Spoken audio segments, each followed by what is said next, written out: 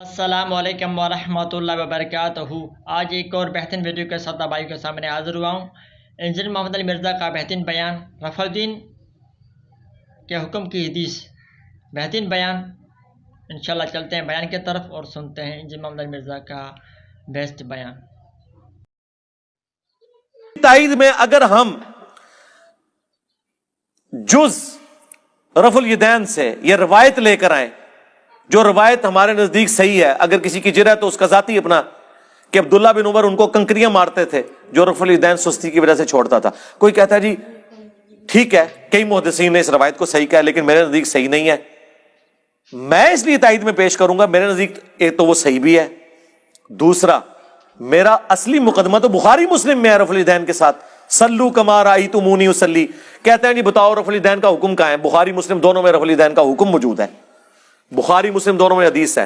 مالک بن Huwayrith کہتے ہیں ہم چند نوجوان تھے، تبوک کے موقع پر مسلمان ہوئے حضور کی وفات سے چند مہینے پہلے، اور ہم اپنے گاؤں ایریا سے آ کے مسجد نبوی میں رکے، آپ کی صحبت کی، 20 دن رہے حضور کے ساتھ دین سیکھنے کے لیے۔ کہتے ہیں پھر ہمیں گھر کی یاد ستانا شروع ہو گئی۔ ایک اچھا ٹیچر وہی ہوتا ہے جو فیس ریڈنگ کر لے۔ آپ تو کہتے ہیں نا حضور آپ کے زمانے میں ہوتا تو آپ کے ساتھ ہی رہتا، جو اس زمانے میں تھے انہوں نے اپنے کام بھی تو کرنے تھے نا، یہ دنیا میں نظام چل نہیں سکتا۔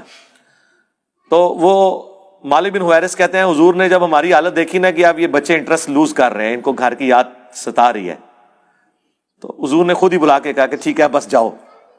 یعنی وہ شرم و شرمی خود تو نہیں کہتے حضور اجازت دے، حضور نے کہا اچھا اب تم جاؤ۔ دیکھنا واپس جب گئے تو نماز کا جب وقت ہو، 5 نمازوں کی یہ ٹائمنگ ہے جو تم نے میرے ساتھ نمازیں پڑھی، تم میں سے کوئی ایک شخص اذان دے جسے قرآن زیادہ آتا ہے اور عمر میں بھی بڑا ہے، وہ تمہاری امامت کروائے۔ اور ساتھ ہی آپ نے فرمایا صلو کما رأیتمونی اصلی، اور نماز تم نے ویسے پڑھنی ہے جس طرح مجھے نماز پڑھتے ہوئے دیکھا ہے۔ حکم آ گیا نا، نماز ویسے پڑھو جس طرح مجھے دیکھا۔ اب اس کے بعد حضور کو کہنے کی ضرورت نہیں ہے کہ میں نماز جب شروع کرتا ہوں تو دیکھو میں اللہ اکبر کہتا ہوں تم بھی اللہ اکبر کہو، میں ثنا پڑھتا ہوں تم بھی ثنا پڑھو، یہ تو کہنے کی ضرورت نہیں ہے۔ بخاری مسلم دونوں میں حدیث ہے اللہ نے مجھے جوامع کلمات کے ساتھ مبعوث کیا کہ بات مختصر کرتا ہوں اور مفہوم گہرا۔ ایک جملے میں رفع الیدین کا حکم، تسبیحات کا حکم، ارکان کا حکم آ گیا نا۔ مالک بن حویرث جو یہ حدیث روایت کر رہے ہیں انہی سے پوچھ لیں کہ حضور نماز کیسے پڑھتے تھے۔ وہ تابعین کو نماز سکھا رہے ہیں اور کہہ رہے ہیں کہ اس وقت نماز پڑھنے کا میرا ارادہ نہیں تھا، میں صرف اس لیے نماز پڑھ رہا ہوں تاکہ تمہیں بتاؤں کہ نبی علیہ السلام نماز کیسے پڑھتے ہیں۔ بخاری مسلم دونوں میں موجود ہے۔ انہوں نے نماز شروع کی تو دونوں ہاتھ کانوں تک اٹھائے، مسلم میں کانوں تک ہیں اور بخاری میں صرف الفاظ ہیں کہ ہاتھ اٹھائے۔ جب رکوع میں جانے لگے تو دونوں ہاتھوں کو بلند کیا کانوں تک، یعنی انگلیوں کے پورے کانوں کی سیدھ میں اور ہتھیلیاں کندھے کی سیدھ میں، اور رکوع سے سر اٹھایا تو ایسا کیا۔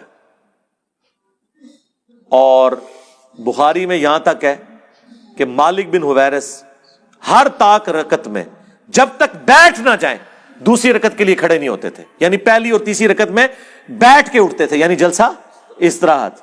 نبی السلام سے انہوں نے دیکھا، جو لوگ کہتے ہیں حضور بوڑھے ہو گئے تھے اس لیے جلسہ استراحت کرتے تھے، احناف یہ مانتے ہیں کہ رسول اللہ صلی اللہ علیہ وسلم نے جلسہ استراحت کیا ہے، لیکن یہ جلسہ استراحت نام بتا رہا ہے کہ یہ راحت کے لیے ہے۔ راحت کی ضرورت وہاں ہوتی ہے جہاں تھکاوٹ ہوتی ہے۔ احناف کہتے ہیں کہ رسول اللہ صلی اللہ علیہ وسلم کی عمر جب زیادہ ہوئی اور آپ کی رکعتیں بہت لمبی لمبی ہوتی تھیں تو تھکاوٹ کی وجہ سے آپ دوسرا سجدہ کرنے کے بعد ڈائریکٹ قیام نہیں کرتے تھے بلکہ تھوڑی دیر بیٹھتے تھے۔ نبی صلی اللہ علیہ وسلم کا صحیح حدیث سے ثابت ہے آخر عمر میں وزن پہلے کی نسبت زیادہ ہو گیا تھا، جو سب کا ہوتا ہے عمر کے ساتھ وزن بڑھتا ہے۔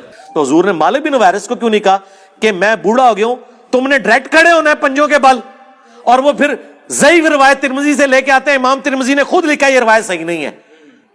دیکھو اندازہ کرو، ہماری روایت بخاری مسلم میں، اور اس سے بڑھ کر بخاری میں 6251 نمبر حدیث ہے۔ ایک صحابی نے جب تیزی سے نماز پڑھی تھی، حضور نے کہا سلام علیکم کا جواب دیا، وعلیکم السلام کا، دوبارہ نماز پڑھ تو انہوں نے نماز پڑھی 3 دفعہ ایسے ہوا، چوتھی بار اس نے کہا حضور سکھا دے۔ آپ نے فرمایا تھا سکون سے وضو کرو، قبلہ رخ کھڑے ہو، قرآن پڑھو، رکوع میں جاؤ، پھر آپ جب سجدے میں پہنچے آپ نے فرمایا سجدہ کرو، پھر 2 سجدوں کے درمیان بیٹھو، پھر دوسرا سجدہ کرو، پھر بیٹھو، اور پھر اگلی رکعت کے لیے کھڑے ہو۔ یہاں تو حضور نے حکم دیا جلسہ استراحت کا، حنفیوں نے چھوڑ دیا۔ تو ہم تو اصلی روایتیں بخاری مسلم میں جس پہ ساروں کا اتفاق ہے، جسے کوئی ضعیف نہیں کہتا، اس کی تائید میں وہ روایتیں لے کے آتے ہیں جن میں اختلاف ہے۔ آپ تو سٹارٹ ہی وہیں سے کرتے ہیں کہ جس میں اکثریت ضعیف۔ 24 محدثین نے ابن مسعود کی حدیث کو ضعیف کہا ہے، 24 ڈبل 12، سوری، وہ یہ نہ ہو آپ کہیں وابی کے بھی 24 بنتے ہیں اور گد کے بھی 24 بنتے ہیں، حروف ابجد، ڈبل 12، جن میں احمد بن حنبل جیسے بڑے امام، عبداللہ بن مبارک جو احمد بن حنبل سے بھی بڑے امام ہیں، امام حنیفہ کے اپنے شاگرد، ان کا قول 256 نمبر حدیث کے کانٹیکسٹ میں امام ترمذی نے نقل کیا کہ عبداللہ بن مبارک کیٹاگوریکلی کہتے تھے کہ رفع الیدین کرنے والے کی حدیث ثابت ہے اور نہ کرنے والے کی حدیث ثابت نہیں۔ وہ کراچی کا مفتی کہتا ہے نہیں، انہوں نے سند پہ بحث کی ہے۔ سرکار سند پہ نہیں، انہوں نے آپ کے پورے رفع الیدین کو فارغ کیا ہے۔ وہ کہتے ہیں ابن مسعود کی حدیث ثابت ہی نہیں ہے، اور امام داؤد نے بھی کمنٹس نقل کیے وَلَيْسَ بِصَحِيحٍ عَلَى هَذَا الْمَعْنَى، کہ یہ ابن مسعود کی حدیث ان معنوں میں درست نہیں ہے۔ اور یہی روایت مشکات والوں نے جب نقل کی، انہوں نے بھی ابو داؤد کے کمنٹس نقل کیے ساتھ۔ یہ لوگ اپنے جعلی مسئلوں کے ثبوت میں وہ روایتیں لے کے آتے ہیں جنہیں اکا دکا محدثین نے صحیح کہا ہوتا ہے، باقی صاحب نے ضعیف۔ ہم اپنے اصلی مسئلوں میں جن کی جڑ قرآن بخاری مسلم میں موجود ہوتی ہے، اس کی تائید میں وہ روایتیں لے کے آتے ہیں جن کے اوپر تھوڑا بہت اختلاف ہوتا ہے۔ ہماری اصل تو وہاں ہے۔